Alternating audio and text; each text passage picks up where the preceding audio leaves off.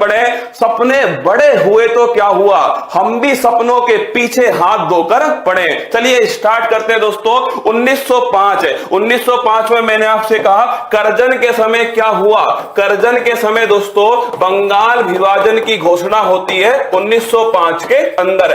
और अगर पूछे इस बंगाल विभाजन के खिलाफ स्वदेशी जो आंदोलन है, इस आंदोलन में दोस्तों विदेशी वस्तुओं का बहिष्कार कब से स्टार्ट हुआ, तो ध्यान रखिएगा विदेशी वस्तुओं का जो बहिष्कार है ये 7 अगस्त 1905 से स्टार्ट हुआ। इसीलिए 7 अगस्त को दोस्तों हैंडीक्राफ्ट डे जो है बनाया जाता है। और अगर तुम्हें याद हो 7 अगस्त 1905 को कलकत्ता के टाउन हॉल, कहां, कलकत्ता के जो टाउन हॉल है यहां से दोस्तों स्टार्ट हुआ बंगाल विभाजन का विरोध। और 16 अक्टूबर 1905 ये बंगाल विभाजन की डेट रखी गई। तो अगर आपसे पूछे बंगाल विभाजन की डेट दोस्तों कब रखी गई थी, तो यह डेट थी 16 अक्टूबर 1905। इसीलिए इस दिन रक्षाबंधन दोस्तों बनाया गया 16 अक्टूबर 1905। तो स्टार्ट करते हैं 1905 में बंगाल विभाजन, इसके खिलाफ दोस्तों क्या है, इसके खिलाफ ध्यान रखना स्वदेशी आंदोलन।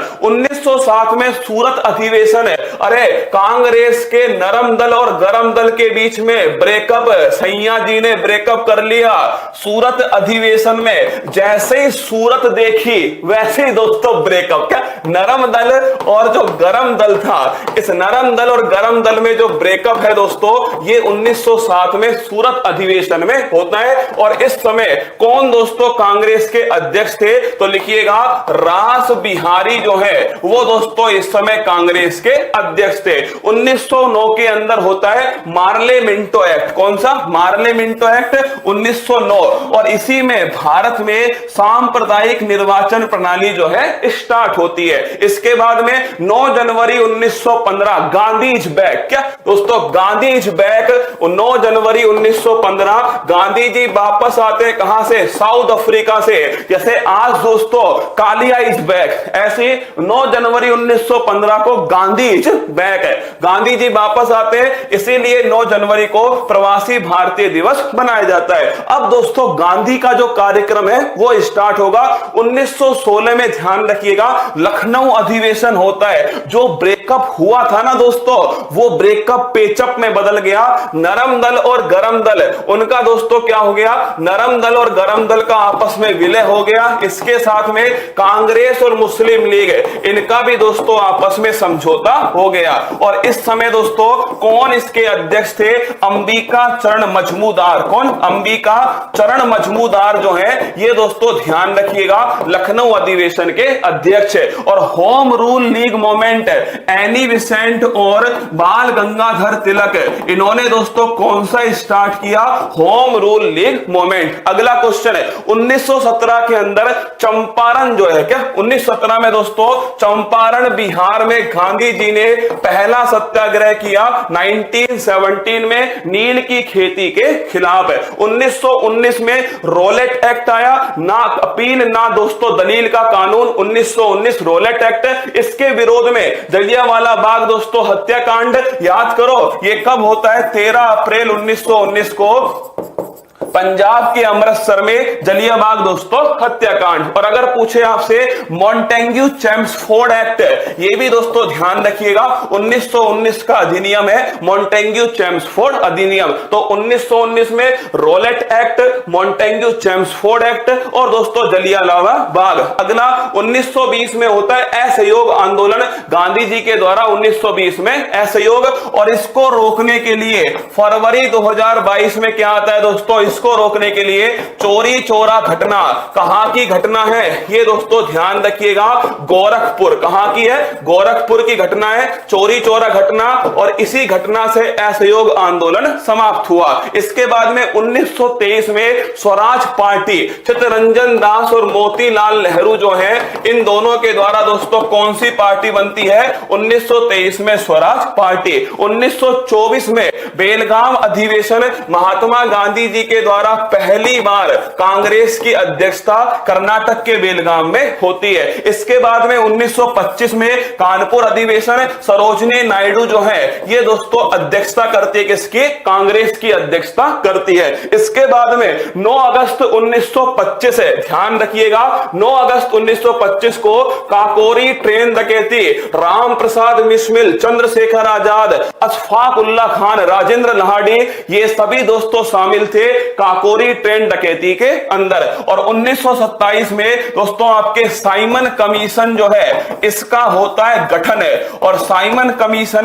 भारत दोस्तों कब आया? 1928 में आया और साइमन गो बैक के नारे लगाए गए। अगला क्वेश्चन, नेहरू रिपोर्ट है जवाब दोस्तों मोतीलाल नेहरू के द्वारा 1928 में रखी गई। लाहौर अधिवेशन ये 1929 है। पूर्ण स्वराज की मांग, और कौन इसके अध्यक्ष थे? जवाहरलाल नेहरू दोस्तों इस लाहौर अधिवेशन के अध्यक्ष थे।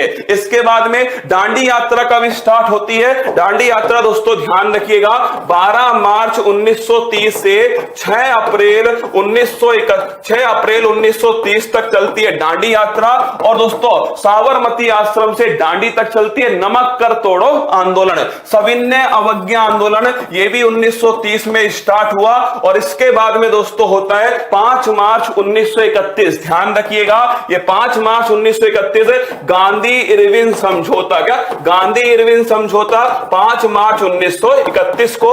और इसके बाद में 23 मार्च 1931 है वो दोस्तों मोहब्बत भी बड़ी कमाल की रही होगी, जिसका हीर जो है क्या, जिसका हीर आजादी और जिसका राजा भगत सिंह रहा होगा। 23 मार्च 1931 भगत सिंह, राजगुरु और सुखदेव इन्हें दोस्तों फांसी होती है। और 1931 के अंदर कराची अधिवेशन सरदार वल्लभ भाई पटेल की अध्यक्षता में होता है। और ध्यान रखना महात्मा गांधी जी को काले झंडे दिखाए जाते हैं। 1932 में यरबदा जेल पुणे में पूना पैक्ट होता है। और किसके बीच में? महात्मा गांधी और डॉक्टर भीमराव अंबेडकर। 1940 में दोस्तों अगस्त प्रस्ताव आता है। और 9 अगस्त 1942 को भारत छोड़ो जो आंदोलन है, करो या मरो दोस्तों, स्टार्ट होता है। इसके बाद में मार्च 1946 में कैबिनेट मिशन, क्या कैबिनेट मिशन संविधान सभा का निर्माण होता है। और इसके बाद में दोस्तों 9 दिसंबर 1946 को संविधान सभा की पहली बैठक है,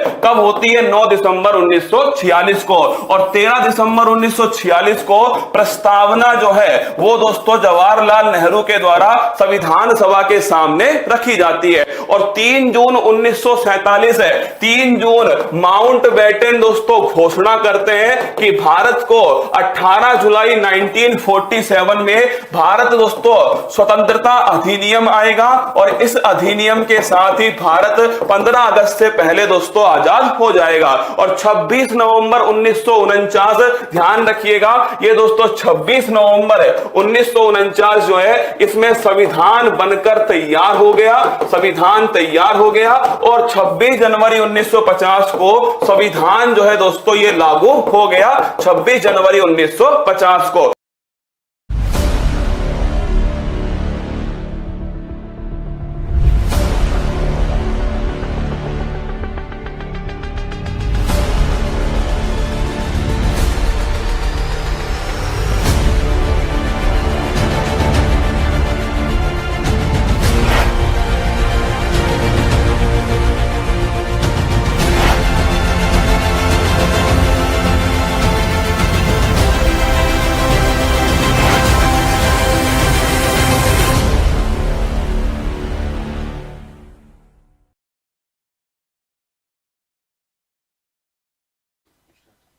स्टार्ट।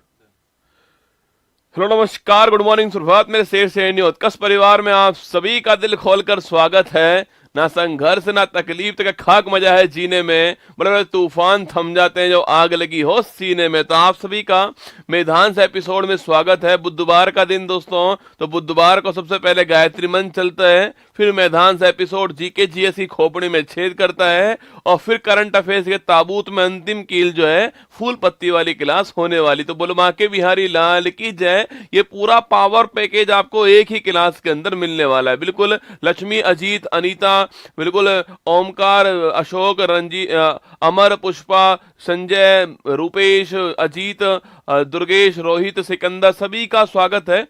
आइए शुरुआत करते हैं। तो मैदान सीरीज जो है उसका एपिसोड नंबर 32 जो है वो आपके सामने आ रहा है और आज का पहला सवाल ये लीजिए आपके सामने। महात्मा गांधी ने कांग्रेस के दोस्तों किस अधिवेशन की अध्यक्षता की थी? अभी आपने सुना होगा महात्मा गांधी जो है, याद कीजिए, ये दोस्तों कांग्रेस के केवल एक बार अध्यक्ष रहे थे और वो अधिवेशन कौन सा था? वो अधिवेशन था आपका बेलगाम अधिवेशन। कौन सा था? बेलगाम अधिवेशन था। कभी कभी सवाल पूछता है आपसे, जो बेलगाम स्थान है वो किस दोस्तों स्टेट के अंदर है? यह स्थान लिखना आपके जो कर्नाटक स्टेट है उसके अंदर है और 1924 के अंदर जो है यह अधिवेशन हुआ था। ठीक है, 24 के अंदर हुआ था बेलगाम अधिवेशन। केवल दोस्तों एक बार आपकी अध्यक्षता की है। और लिखिए इसके अगले साल 25 के अंदर जो है अधिवेशन कानपुर के अंदर हुआ था और जो कानपुर अधिवेशन हुआ था इसकी अध्यक्ष कौन थी? सरोजनी नायडू जो है वो इसकी अध्यक्ष थी, जो कि पहली भारतीय महिला अध्यक्ष के रूप में थी। इनका नाम भी आपको ध्यान रखना है। ठीक है, जो कि पहली भारतीय महिला अध्यक्ष के रूप में थी, इनका नाम भी आपको नोट करना है ना। क्वेश्चन नंबर 2 देखिएगा, तालीकोटा युद्ध का युद्ध पूछूं आपसे कब हुआ? ये बड़ा फेमस युद्ध है, इसके ऊपर एक फिल्म बन रही है। ठीक है, ये जो युद्ध है ना आपके, इसके ऊपर एक फिल्म बन रही है। इसी दोस्तों युद्ध को क्या बोलते हैं आपके? ये जो युद्ध है इसी का नाम आपके राक्षस तांगड़ी का युद्ध। लिखना, इसी का नाम क्या होता है? इसी का नाम है राक्षस तांगड़ी का युद्ध। ये भी बड़ा फेमस है। ठीक है, तो तालीकोटा का युद्ध पूछे आपसे या फिर राक्षस तांगड़ी का युद्ध पूछूं आपसे, ये एक ही बात है। अभी इसके ऊपर एक फिल्म बनाई जा रही है, इसलिए आपके लिए सवाल महत्वपूर्ण हो जाएगा आपके। और पूछूं यह युद्ध कब होता है? लिखना, यह युद्ध जो है आपके 1565 के अंदर हुआ था, ये आपको नोट करना है। ठीक है, तो 1565 के अंदर तालीकोटा का युद्ध या फिर राक्षस तांगड़ी का युद्ध होता है आपके। और इस आपके युद्ध में लिखना, आपके इस युद्ध में जो विजयनगर साम्राज्य है ये समाप्त दोस्तों हो गया था, ये यहां पर हुआ, ये आपको नोट करना है। ठीक है, अरे आपको दोस्तों याद है क्या, ये जो विजयनगर की बात करूं आपसे, इसकी स्थापना करने वाला कौन था? हरिहर बुक्का जो इसकी स्थापना करने वाला था। और इसके फेमस कौन थे आपके? कृष्णदेव राय छापना। कृष्णदेव राय जो है इसके फेमस राजा थे और इनके बारे में मैंने कहा हुआ है इनके दरबार में कौन थे? इनके दरबार में अष्टदिग्गज थे। ये भी आपको शायद याद होगा। ठीक है, तो ये सारी बातें आप नोट करिए। और हम्पी जो है इसकी राजधानी है, ये भी आपको नोट करना है। ठीक है, तो जो विजयनगर का जो अंत हुआ है आपके वो यहीं से हुआ है। ये बड़ा फेमस युद्ध है तालीकोटा का युद्ध, या फिर दोस्तों इसी को बोलते हैं हम राक्षस तांगड़ी का युद्ध। ये आपको नोट करना है। ठीक है, चलिए आगे चलिएगा। सिंधु घाटी सभ्यता का सबसे पूर्वी बिंदु कौन सा है और वह कौन सी नदी के किनारे? दोस्तों आपके देखो, पूछे आपसे जो हड़प्पा सभ्यता है या फिर जो सिंधु घाटी सभ्यता है, इसका सबसे पूर्वी बिंदु कौन सा आपके? वो कौन सा छापना? सबसे पूर्वी जो बिंदु है वो है आलमगीरपुर। कौन सा है? वो है आलमगीरपुर। तो पहला पॉइंट तो हमारा हो गया है कि भाई सबसे पूर्वी बिंदु कौन सा है? वो है दोस्तों आलमगीरपुर, है ना। यह आलमगीरपुर किस स्थान के अंदर है? ये उत्तर प्रदेश के अंदर आलमगीरपुर, ये आपको नोट करना है। ठीक है, और ये कौन सी नदी पूछूं आपसे? अरे नदी याद कीजिए। नदी कौन सी आपके छापना? नदी का नाम क्या हो गया आपके? नदी का नाम हो गया है हिंडन नदी। क्या हो गया? हिंडन नदी हो गया, ये आपको ध्यान रखना है। ठीक है, तो आलमगीरपुर जो है, जो नदी का नाम क्या है आपके? नदी का नाम हिंडन नदी है, ये आपको नोट करना है। ठीक है, आगे देखिएगा। गुलाम वंश का दोस्तों अंतिम शासक पूछे आपसे कौन है? जो गुलाम वंश है इसका अंतिम शासक कौन था आपके? देखो, इसका पहला कौन था आपके? पहला था छापना कुतुबुद्दीन ऐबक। कौन था? कुतुबुद्दीन जो ऐबक है ये इसका पहला था, ये तो आपको ध्यान होगा। ठीक है, और अगर पूछूं आपसे इसका दोस्तों अंतिम कौन था आपके? इसका अंतिम है क्यूमर्स। कौन है? क्यूमर्स साहब जो है, क्यूमर साहब इसके अंतिम है, ये आपको नोट करना है। ठीक है, कुतुबुद्दीन ऐबक इसके पहले थे और जो अंतिम कौन था आपके? अंतिम का नाम क्यूमर से आपको नोट करना है। ठीक है, कुतुबुद्दीन ऐबक पहले थे और क्यूमर साहब जो है ये अंतिम है। ये आपके एग्जाम के लिए महत्वपूर्ण हो सकता है आपके कि जो गुलाम वंश दोस्तों आपके गुलाम वंश था, इसके संस्थापक कौन थे? कुतुबुद्दीन ऐबक थे। इन्हीं को दोस्तों क्या बोलते हैं? इन्हीं को हम बोलते हैं लाख बख्श। क्या बोलते हैं? इन्हीं को हम लाख बख्श कहते हैं, ये आपको ध्यान रखना है, ठीक है। इन्हीं को लाख बक्स भी कहा जाता है, ये आप नोट कीजिए, है ना। आगे देखिए, बाघ की गुफाएं दोस्तों किस स्टेट के अंदर है? अरे बाघ की गुफाएं याद कीजिए, कौन से स्टेट में सो? ये एक थार जिला है, कहां पर? मध्य प्रदेश के अंदर है, यहां पर बाघ की गुफाएं, ठीक है। तो बाघ की गुफाएं पूछूं आपसे, कौन से स्टेट के अंदर है? थार जिला जो मध्य प्रदेश है, यहां पर बाघ की गुफाएं आपको ध्यान रखनी है ना। आगे देखिए, प्रस्तावना में दोस्तों कितने प्रकार की स्वतंत्रता का उल्लेख है आपके? देखो, प्रस्तावना जो है इसमें तीन प्रकार का न्याय है, 3 प्रकार का दोस्तों न्याय, जस्टिस आपके इसका उल्लेख है, और इसके अलावा 5 प्रकार की जो लिबर्टी है उसका उल्लेख इसमें है, और 2 टाइप की क्या आपके 2 प्रकार की समता जो है, इक्वलिटी जो है, इसका उल्लेख इसके अंदर किया गया है, ठीक है। अगर पूछूं आपसे न्याय कौन कौन सा आपके, एक सामाजिक न्याय दोस्तों आपके सामाजिक न्याय हो गया, इसके अलावा एक आपके आर्थिक न्याय हो गया है, और एक आपका राजनीतिक न्याय हो गया है। ये 3 यहां पर न्याय का उल्लेख है, ठीक है। सामाजिक, आर्थिक, राजनीतिक 3 टाइप का न्याय सो। और लिबर्टी पूछूं आपसे कौन कौन सी है? अरे याद किसो, लिबर्टी कौन कौन सी छापना आपके? लिबर्टी की बात करूं आपसे, 5 टाइप की लिबर्टी, अरे नाम लिखो कमेंट बॉक्स में, 5 टाइप की लिबर्टी कौन कौन सी है ये बताना है आपको, ठीक है। और आपसे इक्वलिटी पूछूं कौन कौन सी आपके, एक तो अवसर की है और एक प्रतिष्ठा की है, ये दोनों आपको नोट करना है, ठीक है। अवसर और प्रतिष्ठा जो है, इसकी जो इक्वलिटी है, यह भी संविधान की प्रस्तावना के अंदर लिखी हुई है। सवाल मैंने पूछा आपसे, 5 टाइप की लिबर्टी जो है वो कौन कौन सी है, ये आपको बताना है। अरे 5 टाइप की लिबर्टी कौन कौन सी लिखना? विचार अभिव्यक्ति लिखना, विचार अभिव्यक्ति, धर्म उपासना विश्वास, कौन सी है? विचार अभिव्यक्ति, धर्म उपासना विश्वास जो है, ये 5 टाइप की आपकी लिबर्टी जो है वो हमारे प्रस्तावना के अंदर है। ये 3 टाइप का न्याय, 5 टाइप की लिबर्टी और 2 टाइप की इक्वलिटी, ये आपको नोट करना है, ठीक है। National people's party so NPP जो है, इसका चुनाव चिन्ह क्या है? पहली बात दोस्तों, ये भारत की आपके जो 6 हमारे यहाँ पर राष्ट्रीय पार्टी है उसमें शामिल कौन है? नेशनल पीपुल्स पार्टी शामिल है, ठीक है। अगर आपसे पूछूं यहाँ पर सो, अगर आपसे पूछे भाई जो नेशनल पीपुल्स पार्टी है इसके वर्तमान है कहां पर इसकी गवर्नमेंट है आपके सो, जो मेघालय जो है ना, यहां पर इसकी गवर्नमेंट है, ठीक है। और कॉनरेड संगमा जो लिखना, कॉनरेड संगमा जो है वो इस मेघालय के अंदर मुख्यमंत्री है और ये वर्तमान में इसके अध्यक्ष है ना। सवाल पूछ रहा आपसे, एनपीपी जो है इसका सिंबल दोस्तों क्या है आपके, चुनाव चिन्ह क्या है? तो जो पुस्तक है लिखना, पुस्तक जो है, बुक्स जो है आपके, वो इसका चुनाव चिन्ह है, ठीक है। तो कभी सवाल पूछे आपसे, जो नेशनल पीपुल्स पार्टी है इसका चुनाव चिन्ह क्या है? पुस्तक, बुक्स या फिर किताब जो है वो चुनाव चिन्ह है, ये आपको ध्यान रखना है, ठीक है।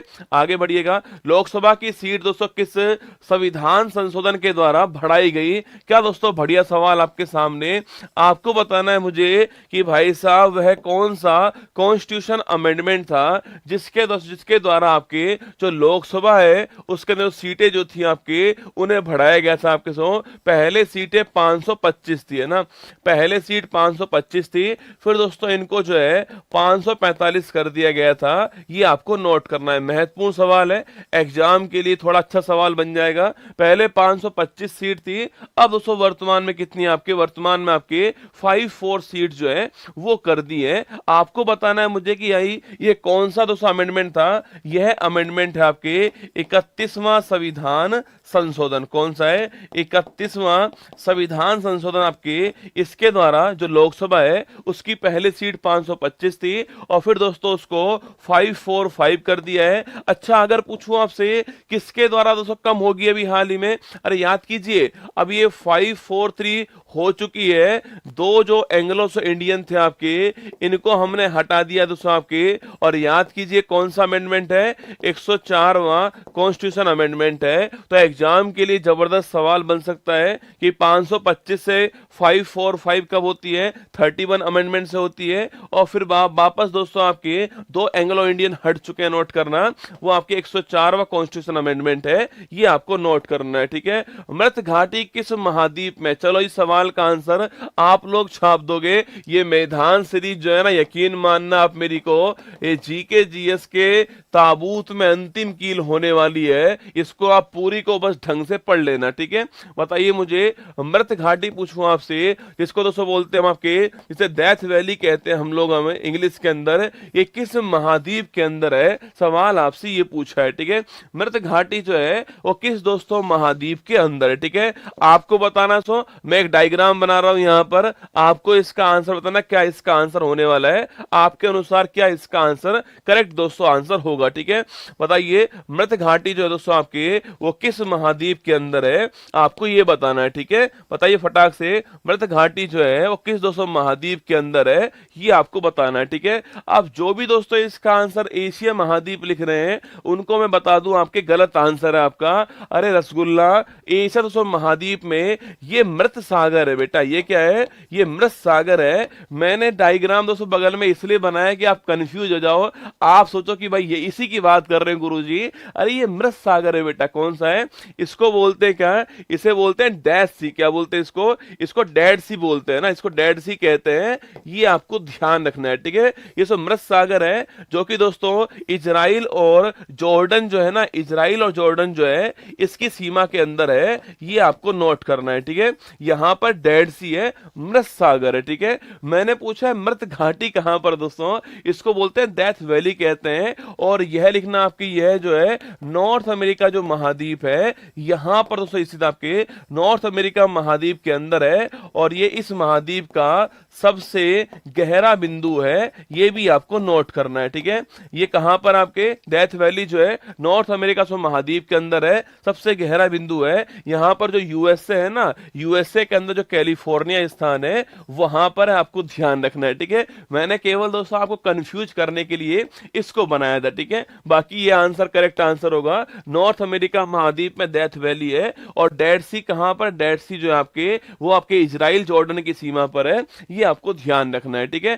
धूपगढ़ किस पर्वत श्रेणी का सर्वोच्च शिखर पूछूं आपसे कौन सा है? धूपगढ़ से आपके, अरे धूपगढ़ किसका लिखना? सतपुड़ा जो पर्वत श्रेणी है इसका जो हाईएस्ट आपके पॉइंट है वो मध्य प्रदेश के अंदर कौन सा है? वो धूपगढ़ स्थान है। ये आपको नोट करना है, ठीक है। सतपुड़ा जो श्रेणी है उसका हाईएस्ट पॉइंट आपके मध्य प्रदेश में धूपगढ़, आपको ध्यान रखना है, ठीक है। आगे देखिए नेक्स्ट क्वेश्चन आपके यांगयाप दर्रा पूछूं आपसे किस दोस्तों स्टेट में लिखना आपके। अब से याद कीजिए आपके, ये एक नदी आपके सामने यहां पर दिखाई दे रही है आपको। इसे बोलते हैं हम लोग क्या? इसे बोलते हैं हम लोग ब्रह्मपुत्र नदी बोलते हैं। पर इसी को तिब्बत में क्या बोलते हैं? तिब्बत में इसी को सांगपो बोलते हैं। और जब ये आपके जब ये भारत में प्रवेश करती है तो यहां दोस्तों पर्वत कौन सा आपके? नामचा बर्मा पर्वत जो है ये इसके पास से यहां से दोस्तों आपके अरुणाचल प्रदेश जो है ये सब भारत में प्रवेश करती है।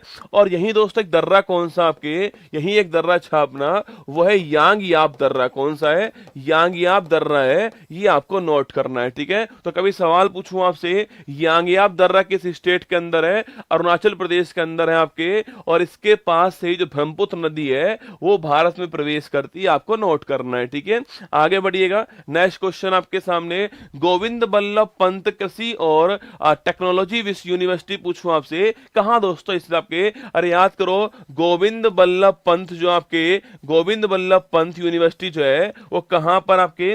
तो ये दोस्तों आपके पंतनगर में। कहां पर है?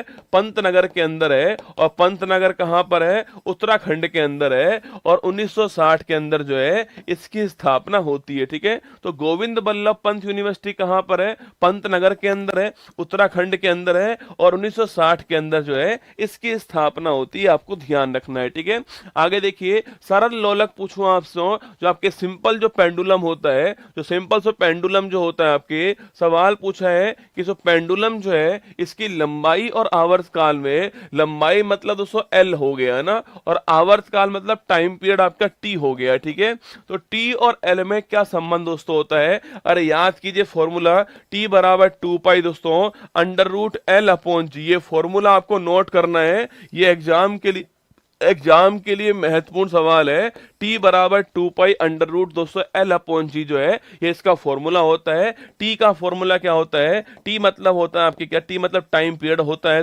टी मतलब टाइम पीरियड होता है, आवर्तकाल होता है। और एल मतलब होता है लिखना लंबाई जो है आपके, लेंथ आपके एल होता है। और जी आप जानते हो इसकी वैल्यू कितनी होती है? जी आपके 10 मीटर पर सेकेंड आपके स्क्वायर, ये आपके वैल्यू है, आप जानते हो, ठीक है। तो टी बराबर 2 pi under root L upon G जो है ये इसका फॉर्मूला होता है पेंडुलम का, ये आपको नोट करना है, ठीक है। T बराबर 2π√L/g होता है। किडनी के खराब होने पर किस प्रक्रिया के द्वारा रक्त का दोस्तों फिल्ट्रेशन करते हैं? देखो पहली बात तो रक्त का फिल्ट्रेशन जो होता है ना, ये काम किसका होता है? ये काम जो है किडनी का होता है, ठीक है। कई लोग सोचते हैं कि रक्त जो है, इस रक्त का दोस्तों आपके रक्त को पंप करने का काम किसका होता है? यह काम आपका हार्ट का होता है। किसका होता है? हार्ट का होता है रक्त को पंप करने का काम, ठीक है। रक्त को फिल्ट्रेशन करने का काम किसका होता है? सो किडनी का होता है ना। अगर सो किडनी खराब हो गई मान लेते हैं, तो फिर दोस्तों आपकी प्रक्रिया होती है, उसे बोलते हैं डायलिसिस बोलते हैं। आपके रक्त को दोस्तों बाहर निकालते हैं, उसे फिल्टर करते हैं और फिर तो वापस आपके मशीन के द्वारा जो है उसको बॉडी में इंजेक्ट करते हैं। इस क्रिया को बोलते हैं कि आपके डायलिसिस बोलते हैं। ये आपको नोट करना है, ठीक है। हाँ 9.8 मान लीजिए, 9.8 लगभग 10 लिखते हैं इसको, 9.8 या 10 आपके ये कॉमन आपके आंसर है, ठीक है। अब देखिए मैंने पूछा आपसे कि डायलिसिस जो होता है आपके रक्त को फिल्टर करने के लिए बाहर निकालते हैं, उसको मशीन से फिल्टर करते हैं और फिर वापस मनुष्य में इंजेक्ट करते हैं, वो डायलिसिस दोस्तों होता है। और किडनी के स्टडी पूछूं आपसे क्या होता है? नेफ्रोलॉजी। आप जानते हो ना किडनी जो होता है इसकी यूनिट क्या होती है, इकाई क्या होती है? नेफ्रॉन होती है। और स्टडी क्या होती है? नेफ्रोलॉजी होती है। आपको ध्यान रखना है, ठीक है। और किडनी में स्टोन बताना मुझे, किडनी में जो स्टोन होता है, जो पथरी होती है, उसे क्या बोलते हैं हम? इसे बोलते हैं छापना कैल्शियम ऑक्जुलेट। क्या बोलते हैं इसको? कैल्शियम ऑक्जुलेट कहते हैं। ये भी आपको ध्यान रखना है, ठीक है। इसको कैल्शियम ऑक्जुलेट कहते हैं, ये भी आपको यहां पर नोट करना है, ठीक है। चलिए आगे बढ़ते हैं। सामुदायिक विकास कार्यक्रम पूछे आपसे, कम्युनिटी डेवलपमेंट प्रोग्राम सीडीपी जो है, इसकी शुरुआत दोस्तों कब हुई छापना?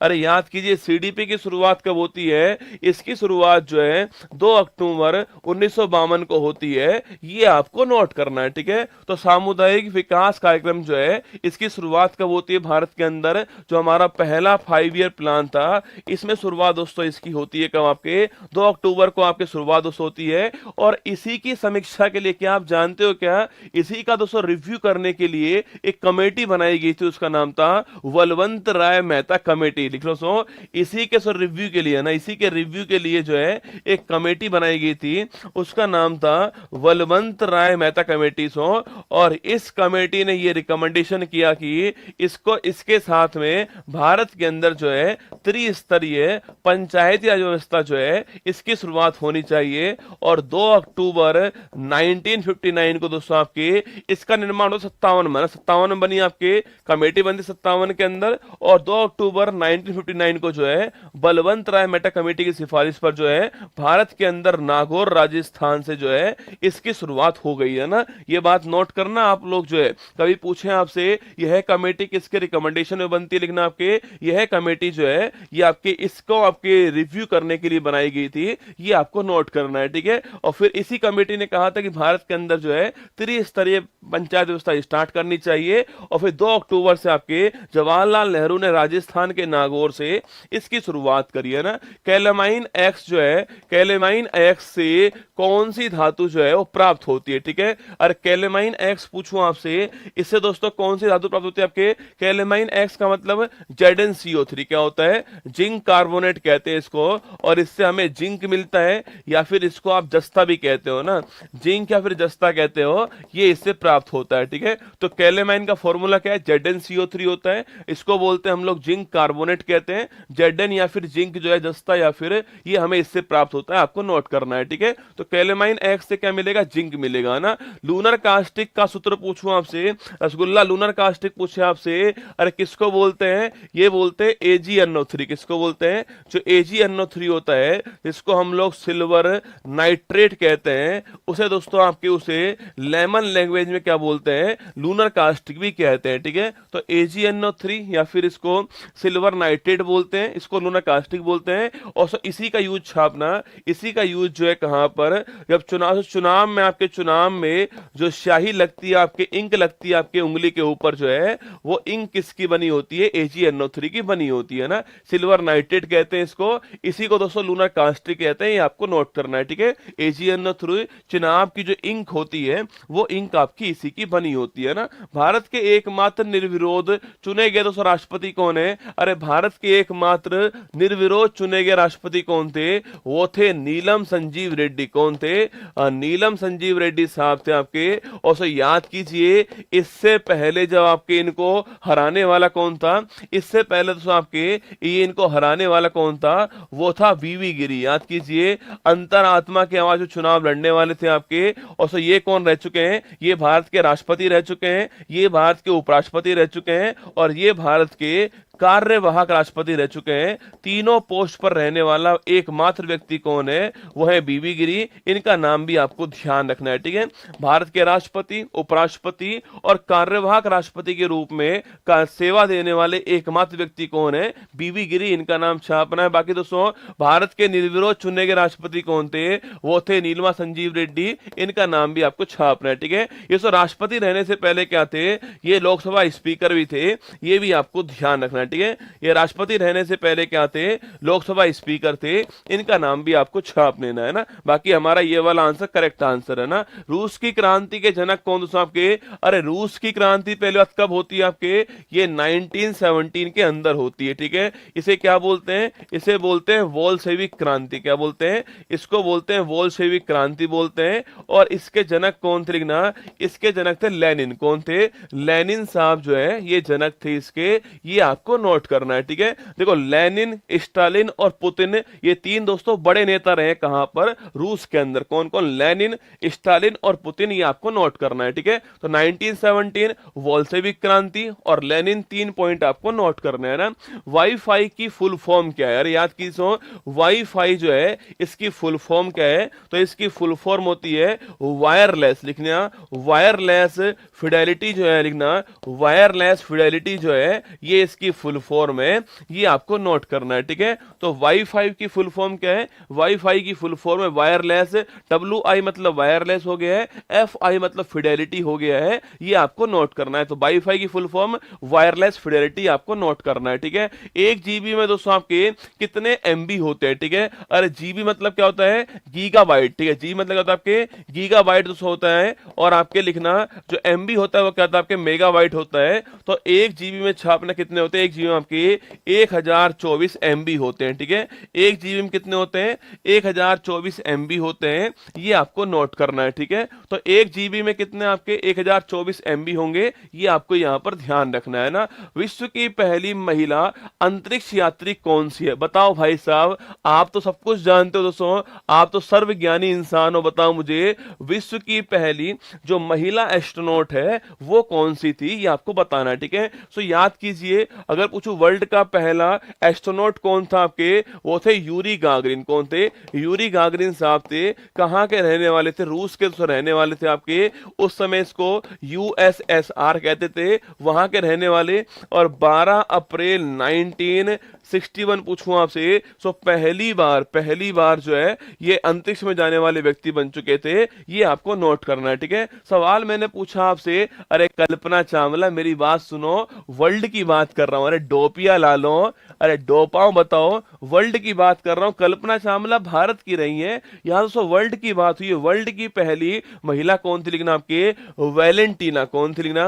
वैलेंटीना जो मैडम है आपके, वो वर्ल्ड की पहली महिला है। लिख लो भाई साहब, लिख लो, है ना। तुक्के मारने से आंसर नहीं आएगा, नेगेटिव आता है 1/3 नंबर, है ना। तो वैलेंटीना टेरेस्कोवा जो है लिखना, वैलेंटीना टेरेस्कोवा जो है, वैलेंटीना टेरेस्कोवा जो है ये तो रूस की महिला थी आपके। ये रूस की महिला थी और ये इनके 1 साल बाद जो है वो अंतरिक्ष में जाती है। तो अंतरिक्ष में जाने वाली पहली महिला एस्ट्रोनॉट कौन सी है? वैलेंटीना टेरेस्कोवा, रूस की रहने वाली है। इनका नाम नोट करना है, ठीक है। तुम दोस्तों गजब आदमी हो, तुमसे कुछ भी पूछ ले तुम आंसर तो छापते हो ना। तुमसे कुछ भी पूछ ले एक बार जो है तुमको आंसर पता है उसका क्या आंसर होगा ना। तुक्का तो मार ही दोगे एक बार तो। कॉन्फिडेंस गजब का है तुम्हारा, है ना। कॉन्फिडेंस जो है वो रसगुल्ला गजब का है, ठीक है तुम्हारा, है ना। तो लिखना वैलेंटीना टेरेस्कोवा लिखिए, रूस की आपके नाम महिला थी और ये उनसे 1 साल बाद में आपके एस्ट्रोनॉट बन जाती है ना। पादपों में फूल के खिलाने के लिए सहायक दोस्तों हार्मोन कौन सा होता है आपके?